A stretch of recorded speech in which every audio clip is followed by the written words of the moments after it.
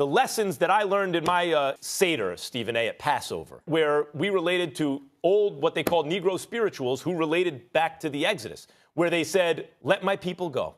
We used to sing that around the Passover. Really let my people go. Are you serious right now? Yes, you need to let Porzingis go. Oh, my God. Do me a favor, please. Yeah. Go to commercial. See the shots that I took, wet like I'm booked.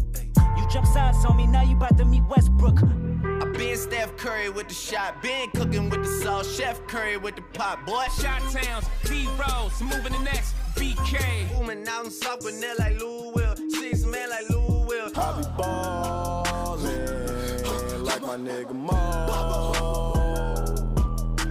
What the does that mean, Kobe Bryant? You're welcome. What the is he talking about? Hey, what's going on, everybody? This is Brandon Orlowski. You're listening to the Basketbool podcast. Once again, this is episode 6. It is January 9th, 2019.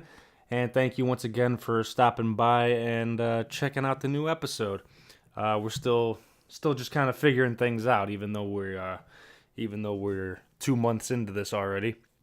Still trying to figure out my comfort zone and what I want to talk about and how I want to talk about it and all this shit. But this is a good platform and opportunity to do so, and I'm thankful that I can give it to.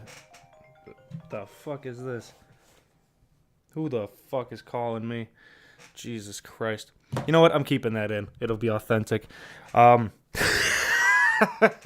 actually gotten like 3 or 4 fucking phone calls and voicemails telling me that telling me that something of mine is expired. It always cuts off before that. It just jumps right into telling me that something of mine is expired, and because of this, I have 4 felonies, and the government is looking for me, and the only way that I can clear my name is to call the number. So if you get that phone call, just hang up or keep it and send it to me, just so I can have a good laugh. But anyway, we got a lot of NBA stuff to cover today, and there's a lot that's been going on recently since the last time I came at you guys. First and foremost, Kristaps Porzingis. He is the power forward on the New York Knicks. He is the face of their franchise, and he has the possibility of being one of the best players in the NBA, if not the best, someday. And right now he's actually injured. I'm pretty sure he's recovering from a torn ACL. And yeah, 10 months ago in December. So it was. So now it's 11 months, and the recovery period for ACL for other people, for anybody, is pretty subjective.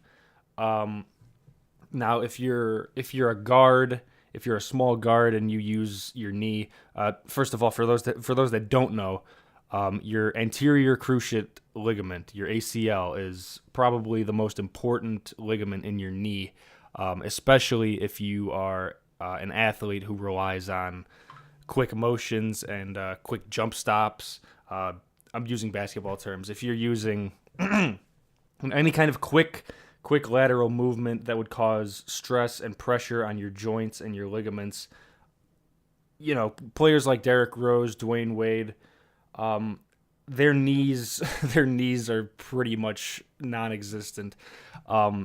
Dwayne Wade, I'm pretty sure all the cartilage on his knees and meniscus are gone at this point. And Derrick Rose, he's had meniscus surgery. He's had 2 meniscus surgeries.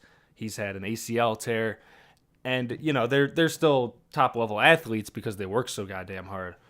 But they're never gonna be what they were, and obviously age is gonna factor into that as well. But when you've been playing basketball for 20, 30, 40 years, in some people's cases, it's just going to wear down your fucking knees and your feet and your back, and it happens to every single athlete, and that's the price that you pay for living out your dream, getting paid all the money, maybe winning some championships, signing some endorsement deals. That's the price you pay. Guys like Charles Barkley and Shaquille O'Neal have said that, I fucking wake up every morning and my back is killing me. I'm in so much pain. But then you think about like how lucky you were to have that opportunity and to be able to make that kind of money and generational wealth based off of your talent and your ability alone. You know, you'd probably take that any day of the week. You know, you could pay for all the painkillers that you want in order to have yourself live a quote unquote normal rest of your existence post basketball, post sports. You know, so Kristaps is approaching, and I'm pretty sure he has just passed 11 months since he had that surgery on his ACL on his knee, and he should be back soon. That's the timetable for ACL is always, like I said, it's weird because traditionally it's about 8 to 12 months. That's usually the recovery period. Could happen in 6, could take longer than 12.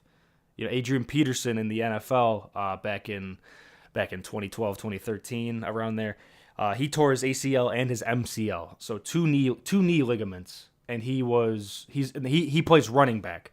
A lot of stress on the knees, a lot of stress on your entire body. That's why the average career of an NFL running back is only 3 years. Now, you know, that's not factoring in the guys that are good and play the entirety of their career.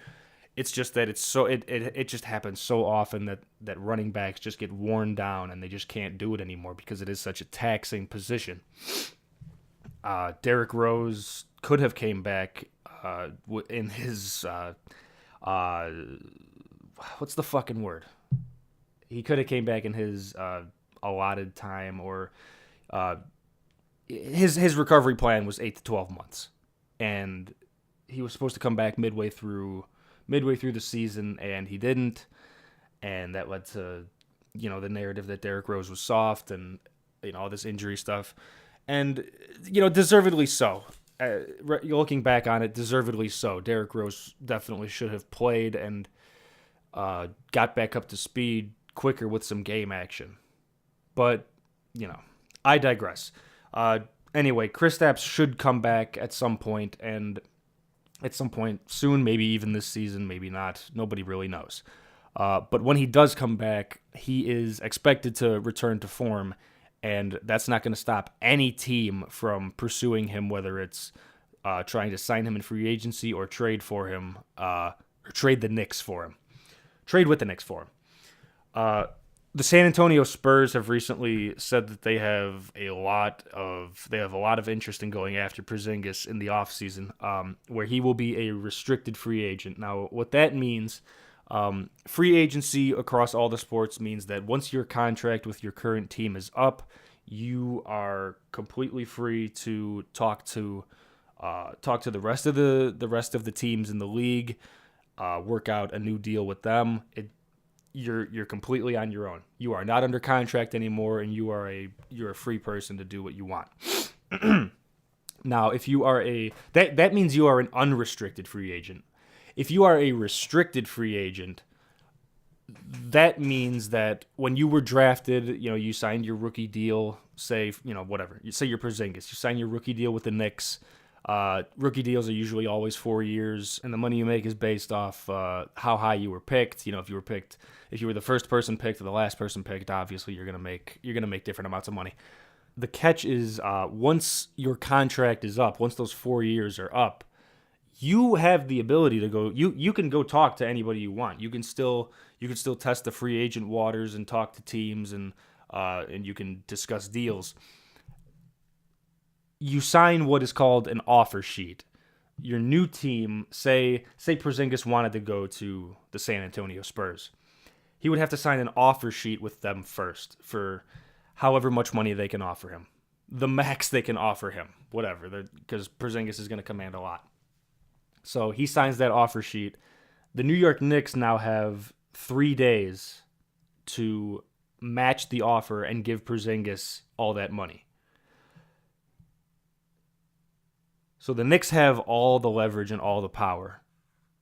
If he signs an offer sheet with San Antonio or literally any other team, the Knicks have the right to match the money that they're offering him and pay that exact amount to him but he stays on the Knicks.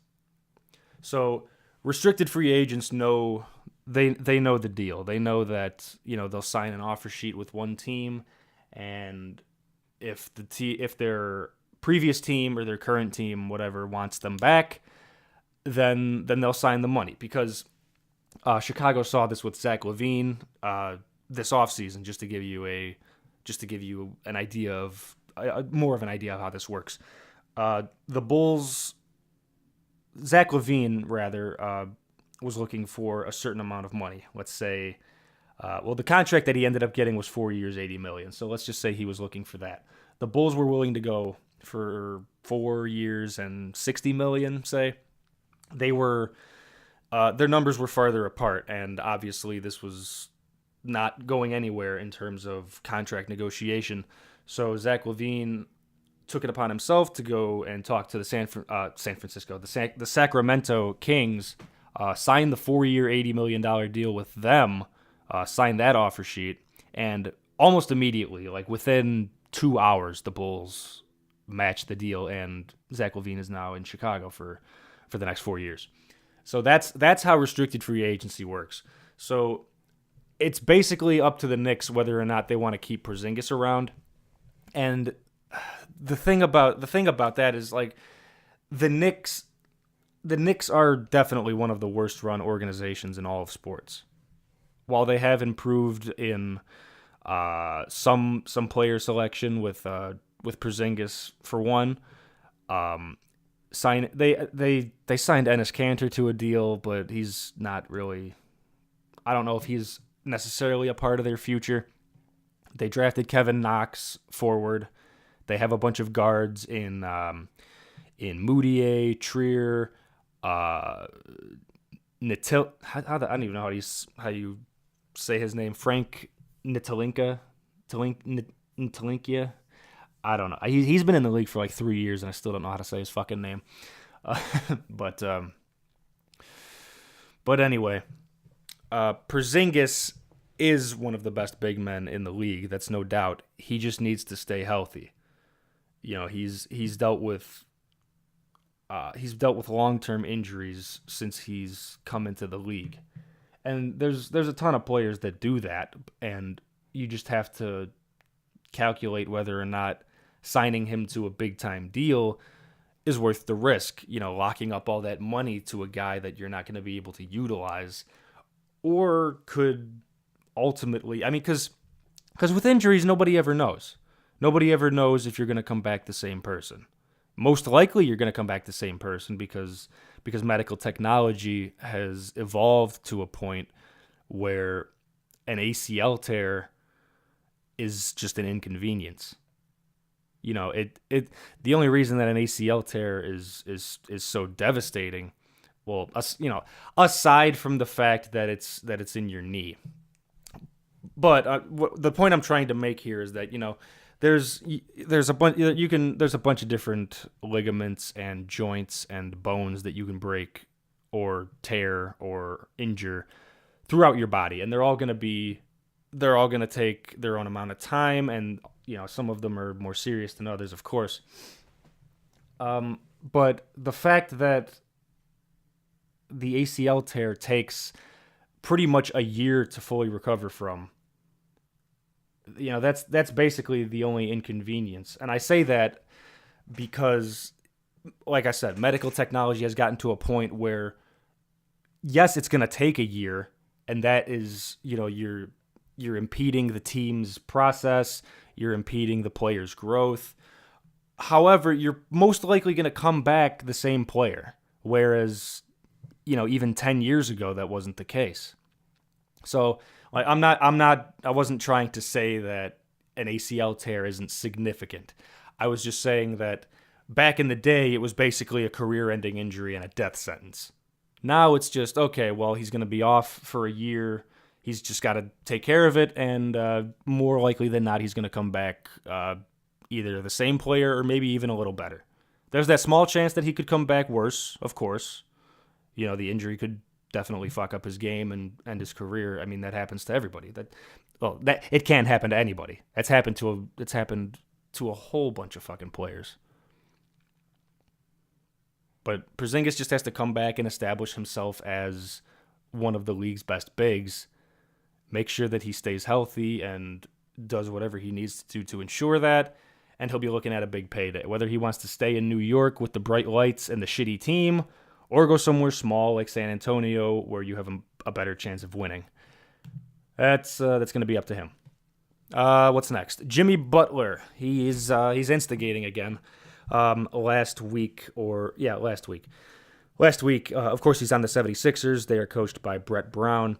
And Jimmy confronted Brown last week about his role in the offense. Now, you have to just remember, the 76ers have three pretty much superstars on their team in Butler, Joel Embiid, and Ben Simmons. All of these guys are going to command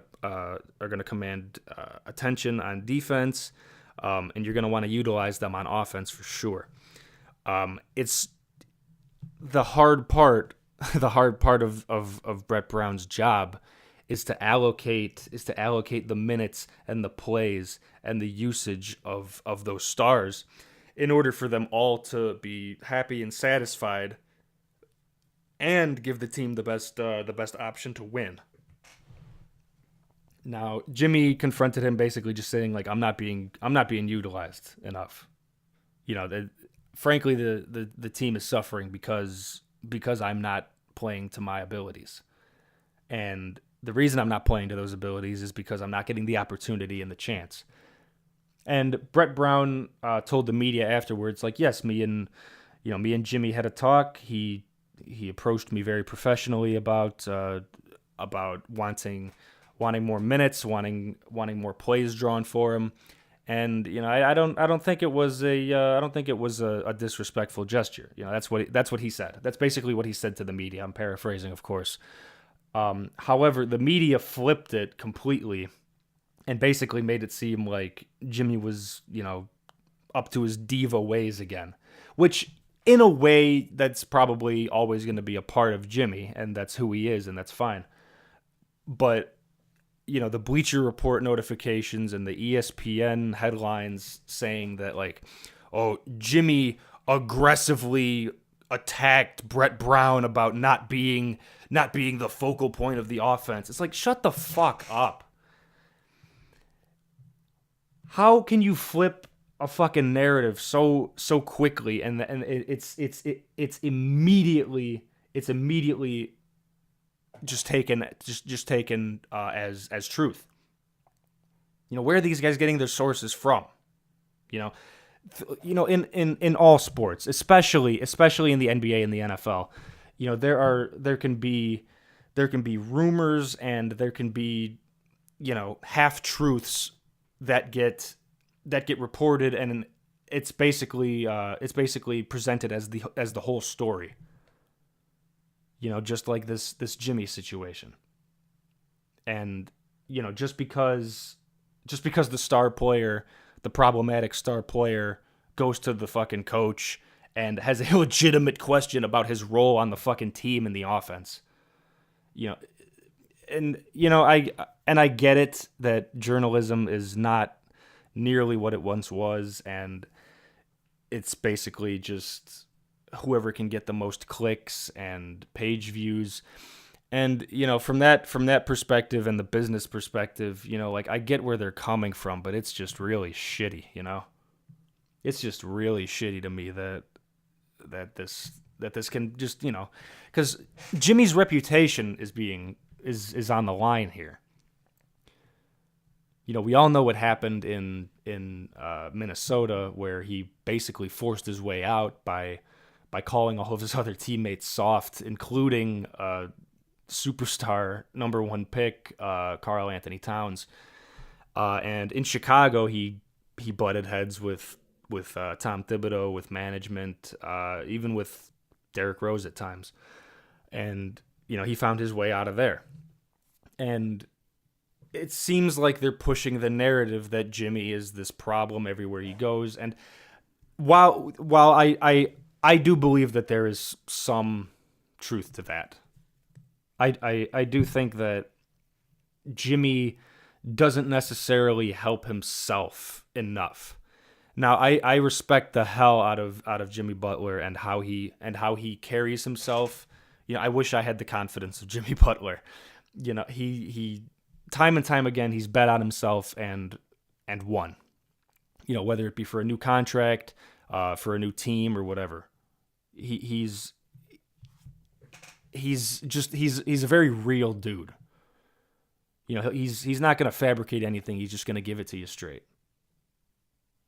And that's what he did with Brett Brown. He just went up to him and told him, "Hey, I'm not happy with my fucking role in the offense. What can we do to improve the fucking team while also, not taking away from anybody?" And it's a team game, and that's a thing that people forget sometimes.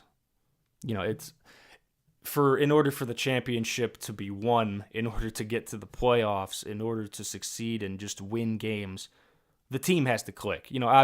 Obviously a player can completely take over a game every once in a while and score 50 and put the ball in their hands and it's fucking over. But you need the whole team in order to have sustained success. And frankly, that's all Jimmy was doing, was trying to ensure that he can make this season worthwhile for him. Because Jimmy could end up leaving at the end of the season. He's going to be a free agent. He could go to LA. He could stay in Philadelphia. But if the 76ers don't pick it up and, show Jimmy that they're serious, then Jimmy has all the leverage with being an unrestricted free agent. He can just up and leave. And then they traded away Robert Covington and Saric for nothing. So what Jimmy did, I think, was mature. Obviously, he can have some diva tendencies, but when you're that confident and you're that cocky and you're that sure of yourself and your abilities, and when you're that caliber of player that Jimmy Butler is, you have to just take a step back and just maybe listen to him every once in a while. That's all I'm saying. I'm sure the Timberwolves are happy they got rid of him when they did. They rectified the getting rid of Zach LaVine and Chris Dunn and the pick for Markkanen, I guess. Sort of. They didn't completely fix getting fleeced in that deal, but they did get back Saric and Covington, so at least I got something for him, because he's not going back there.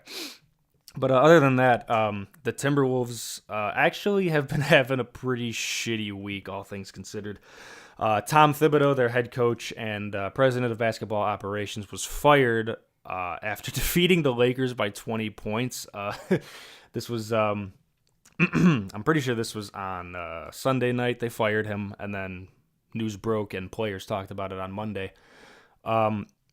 Tibbs, if you follow the NBA, then you know that Tibbs is a defensive-minded coach, doesn't like to play a lot of rookies, very strict, a lot of minutes for the big star players that Tibbs thinks can handle that kind of workload, and hasn't really ever been known as a coach to adapt and change his ways when something isn't going right. So I think that's kind of why they got rid of him, and they might be going in a new direction with the style of play that they're trying to run. And even though they had 4 or 5 fucking former Bulls players on the team, because Thibodeau used to coach there. I mean, they were okay after the Jimmy trade, especially since Derrick Rose kind of revived his career with them. But yeah, Tibbs is out as the coach. Flip Saunders' son, Ryan Saunders. Flip used to be the owner and coach of the team before he passed away a couple of years ago. Ryan Saunders is the interim head coach, and now Tom Thibodeau, I guess, is just going to play the waiting game again, and he's just going to be collecting his money, just like he was from Chicago, and he's just going to be watching film and having a good time by himself, I guess. But in response to the firing, Derrick Rose had some words to say. He basically just let let the media know how much he appreciates and respects Tibbs, and how much he credits him for igniting his career in Chicago and reviving it in Minnesota. So there's obviously that emotional connection between those two. And Rose said that for any of the doubters that believe that he's going to regress because Tibbs is gone, he told his doubters to kill yourselves. Now, if you're like me and things that athletes say in press conferences, or really any celebrity or whatever, if it's said just kind of like tongue in cheek, or whatever, as long as it's not really egregious or personally attacking somebody, then it's not really a big deal. Obviously, Derrick Rose isn't telling fucking NBA fans that, hey, if you don't like my style of play, just fucking die. It's obviously not what he's saying. I mean, he probably shouldn't have said it. Probably should be mindful of the situation and the environment and the repercussions that you could face. To me, it wasn't a big deal, but I can definitely understand and see why it was a stupid thing to say, with especially with mental health and suicide and all of this being more of a hot button topic than ever. It definitely was not the appropriate thing to say given the situation. But, just as a phrase to throw around, people say that all the time. And the people that criticized him for saying it have probably said it themselves, just kind of like as a joke or in passing. But, Derrick Rose just tried to, I guess all Derrick Rose has to do is just try to refrain from using any kind of slang that people would deem offensive, but could be hard to do because everybody gets offended by a lot of things. And Andrew Wiggins, the other big name on the Timberwolves, I guess. After their game versus the Oklahoma City Thunder, where a lot happened. I'm going to cover that just a little bit before the story, after the story wraps up, before we leave. Andrew Wiggins stepped into an altercation trying to break up Dennis Schroeder and I believe Jeff Teague. Dennis Schroeder is point guard on the Thunder. Teague is a point guard on the Wolves. And they got into it, and Wiggins just tried to, I guess, get in between them. And there were other players getting in there as well.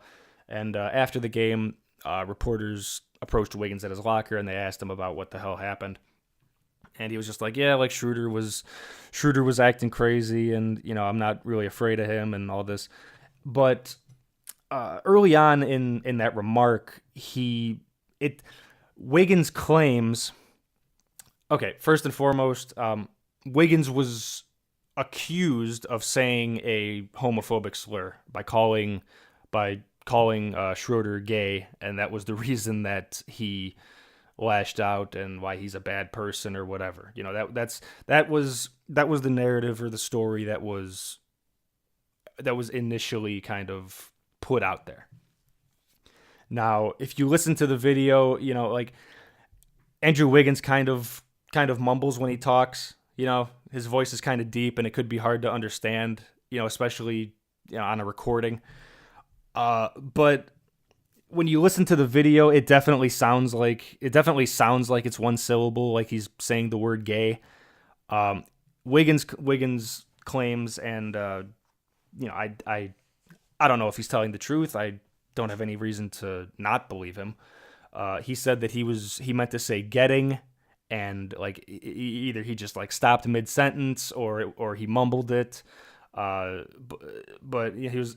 Let me see if I could get the actual quote, because JJ Redick kind of faced this same problem last season when he was doing a promotional video for the 76ers, and it was Oh, jeez, I can't breathe. Wish I could burp. Wish I could burp right now, but I can't.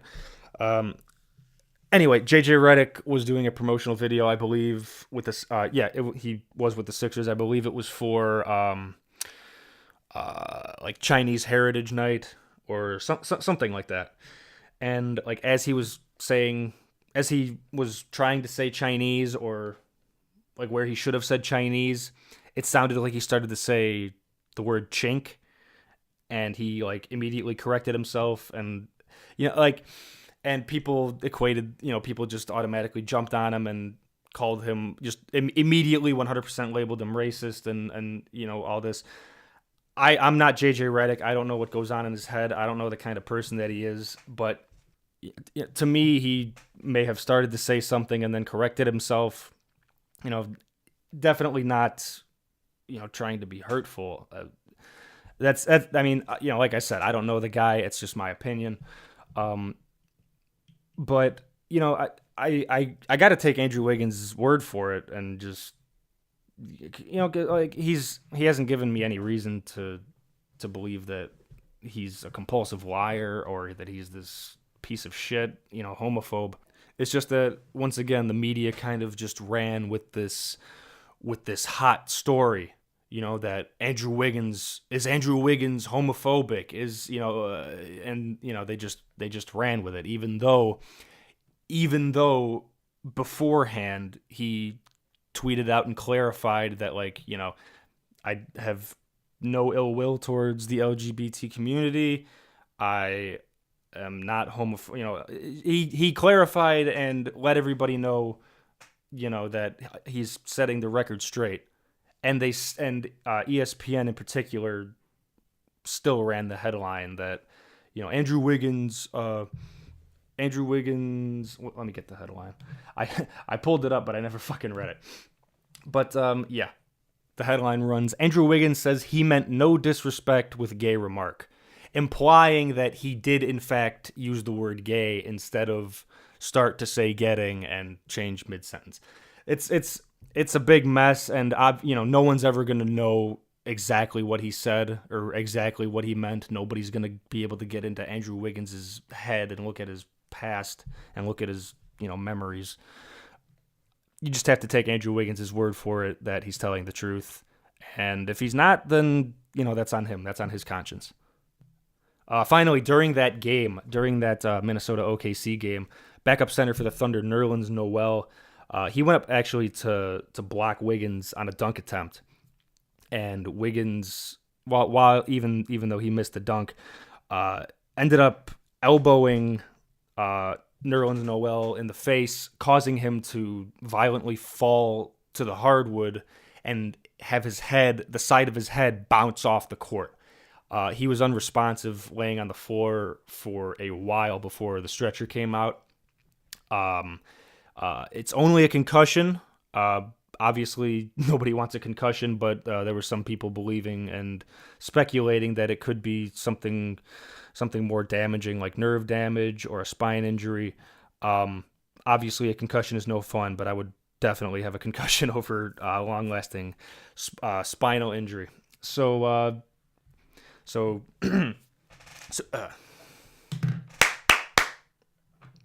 speedy recovery to Noel. Finally, this is the last time, I swear. DeMarcus Cousins most likely going to make his Warriors debut on January 11th versus the Clippers. The NBA is actually looking into the signing and near immediate release that the Cavaliers pulled on the Warriors restricted free agent Patrick McCaw. And Enes Kanter and Zach Randolph have been part of trade talks between the Knicks and the Kings as just kind of like salary swaps. Actually, no. Enes Kanter, I'm pretty sure, has another year on his deal, but Zach Randolph's contract is expiring, which would give the Knicks which would allow the Knicks to have cap room going into next offseason to maybe sign a guy like Kevin Durant.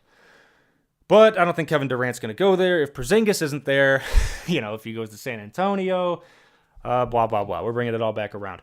That's going to be it for this week's episode. Wanted to get in here and do a quick one. And I ended up going over because I like to ramble. But hopefully you like to listen to me ramble, and you'll come back next week. You can find the podcast on social media at Basketbool Podcast. On Twitter, it's going to be at Basketboolin. My social medias are going to be at Brandon Orlowski across all the platforms. It's just going to be my name, Brandon, and then ORLOWSKI. So Facebook, Twitter, Instagram.